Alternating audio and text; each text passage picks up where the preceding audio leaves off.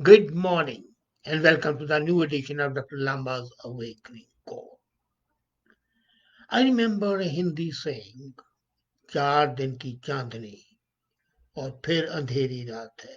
That means there's a lot of light and sound show for some time and then the darkness envelops. That means like a glowworm, you glow for some time and then you vanish. And this happens, especially when you are a Humpty Dumpty. Humpty Dumptys have a great fall. They can sit on the wall for some time, but sitting on the wall is not going to be permanent, it's not going to be eternal, it's not going to be everlasting. They'll have a fall. And this thing happens when you assume an attitude of papal infallibility. They say the Pope can do no wrong, and the King can do no wrong. What kings do wrong.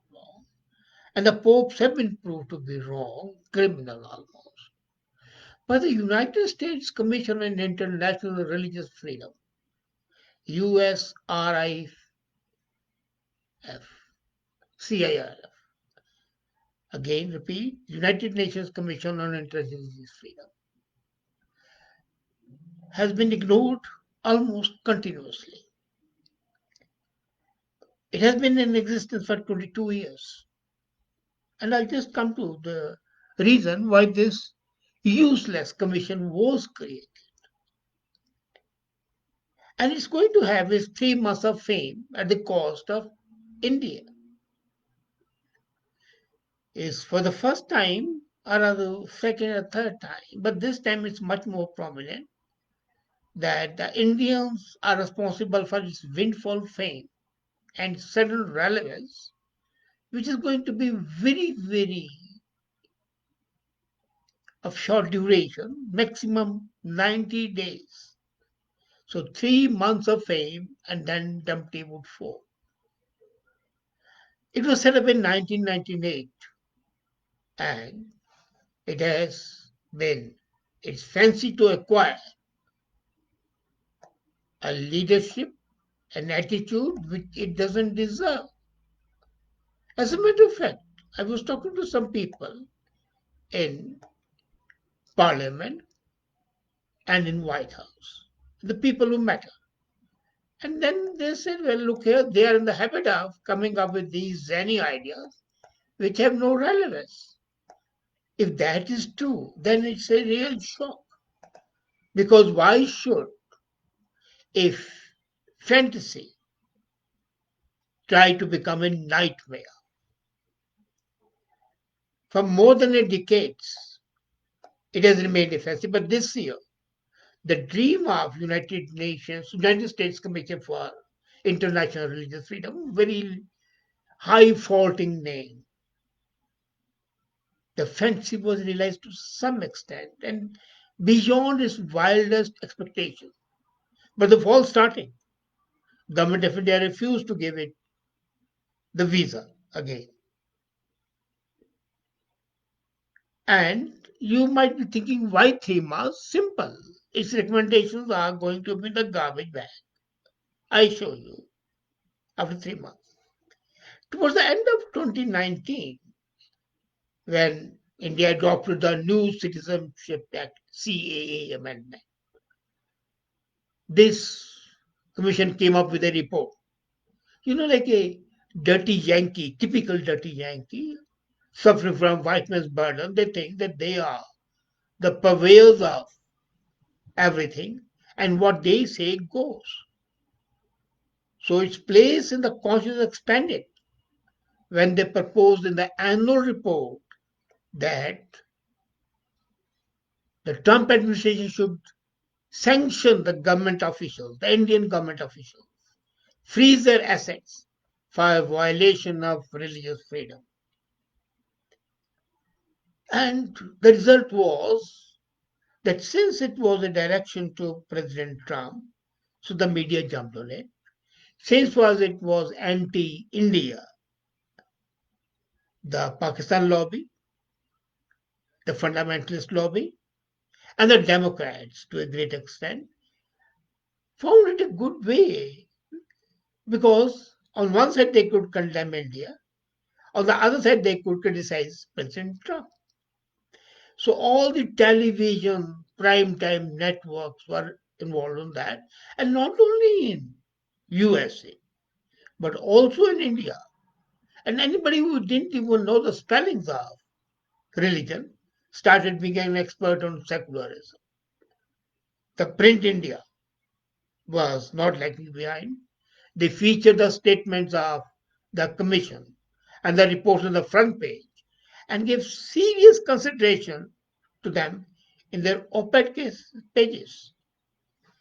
And for years, Ministry of External Affairs in India has standard text in reaction to the organizations like United States Commission for International Religious Freedom, an organization of Islamic cooperation, when they attacked government of India.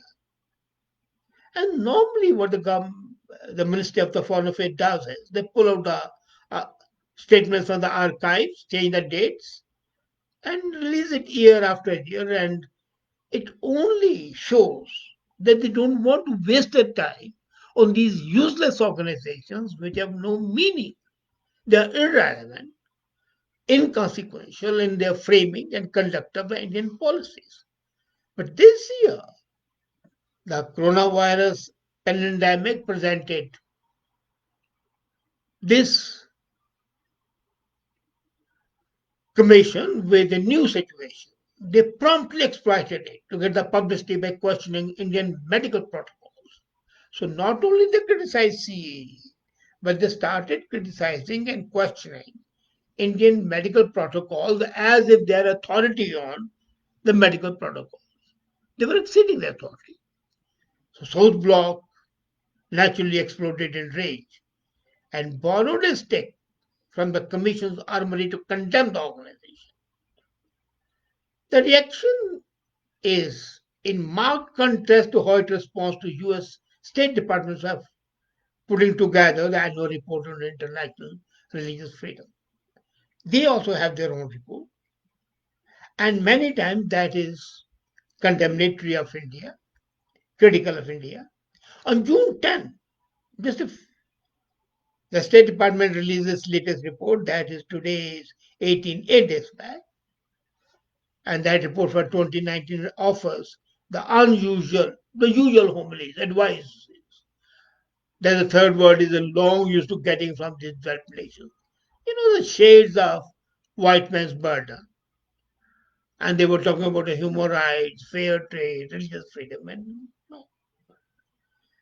And when State Department issues such a report, which it does, the government engages the State Department on all issues, including religious freedom, while maintaining very clearly that there is no locus standi for a foreign government to pronounce on the state of the citizens of India and their rights, which are protected by the Constitution.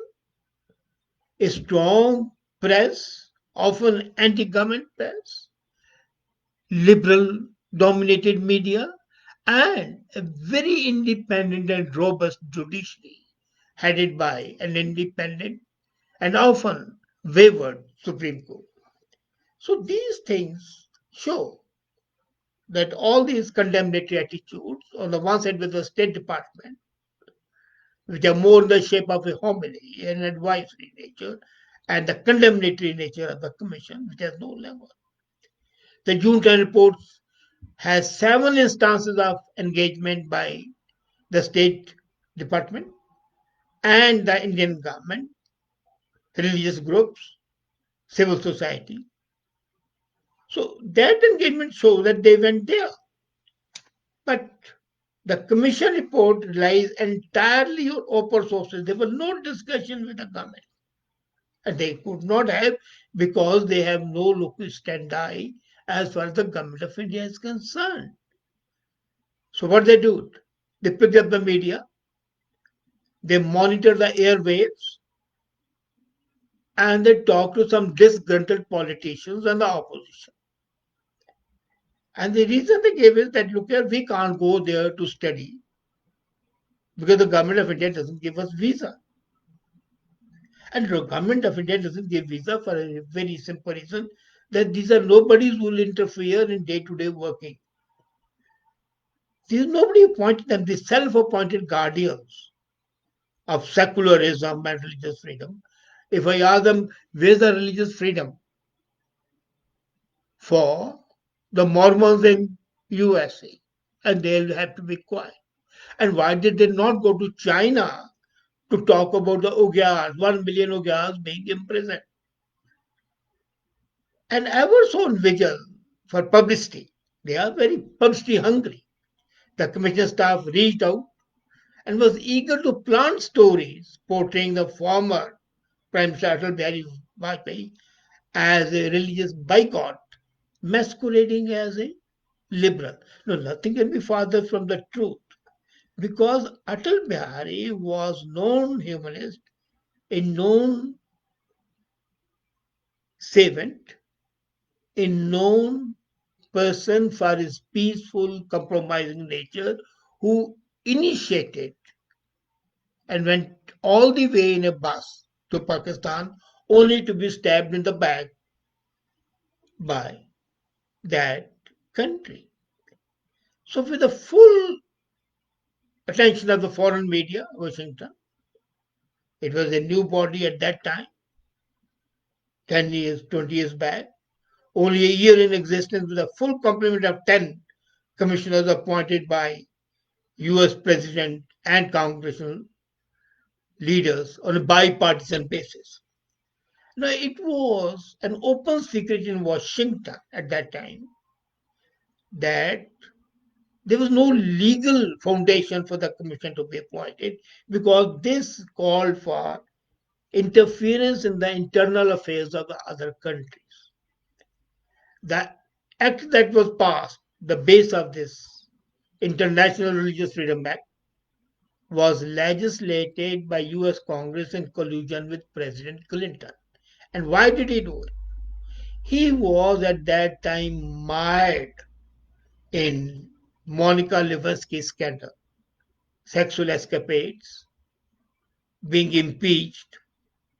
So divert the attention, the typical takia attitude. You are being attacked, so instead of responding to the attack, you create a new front. So this sanctimonious exaltation of religion afforded Clinton much needed diversion from the scandal, and it gave the Democrats some cause of celebration, for their re-election. They said, look here, we are the custodians of the religious freedom all over the world. We are concerned with religious freedom. And naturally, since it was the religious freedom, the conservatives could not oppose it because they didn't want to be branded as bigots. So the act was passed, the president immediately signed it, and this commission was set up. But then doubts were there. So clearly, the commission officials, proficient in the ways of Washington public relations, led many to believe that their reports would be of value to State Department and State Department will work on them. Unfortunately, the reports will go to the State Department, then they'll be thrown in the waste paper basket. Only in some cases, State Department acted like Iran, North Korea, China, Russia, Cuba, and few others, because of the political reasons. Politically, these governments were supposed to be criticized, and they were criticized. But India was never one of them. Now, India always got a flight in the State Department. The Commission was against it, but State Department was, as I said earlier, only involved in delivering homilies or advisories. And this happened with this report given last Wednesday too. But the Commission would not give up. It's like a mule. a donkey who doesn't learn anything. It has already launched a campaign to get India designated as a country of particular concern. Now, when you declare a country as a country of particular concern, that means it is the lowest rank in the religious freedom index. And then they want the officials to be sanctioned, their accounts frozen, as if that's going to matter. Now, under law, Trump administration has 90 days of submission of the report to take action.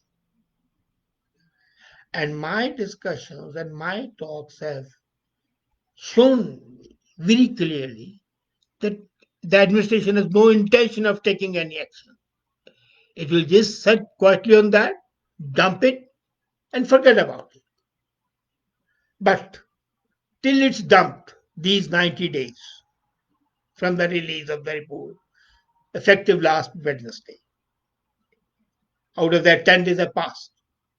So 80 days more of fame, of glory, and then oblivion. Why do these commissions do that? When would America learn that interfering in the internal affairs doesn't help? Wherever America has intervened, it has been a disaster. Whether it was Korea to begin with, followed by Vietnam, followed by Iran, Iraq, Libya, Syria, Afghanistan. Show me a single place where their wanton, undesirable help or interference has made situation better. It has worsened. The heavens of tranquility and secularism, like Iraq and Libya, have been converted into hellholes of fundamentalism. The paragon of secularism and liberal ideas, Iran, is a stronghold of mullahs and Khomeinis, irresponsible, fanatics, no regard for the human life, no regard for the equality of genders and things like that. But the commission won't dare say anything. They can say it, and maybe they'll suffer the fate which was suffered by Daniel Pearl. India, they know, doesn't indulge in those activities which Saudi Arabia would indulge in or Iran would indulge in. But it would not tolerate this sort of unacceptable interference in its affairs as well. And that's what's going to happen. Luckily, the president and his team understand the political stupidity of this action of the commission, and this is going to be buried fathoms deep 80 days from now, and the report would be, as I said, buried, unwept, unsung, unhonored. But the lagging suspicions of the American duplicity and wanton interference in the internal affairs would continue to plague the international relationship and would also make people worry. Can they depend on America?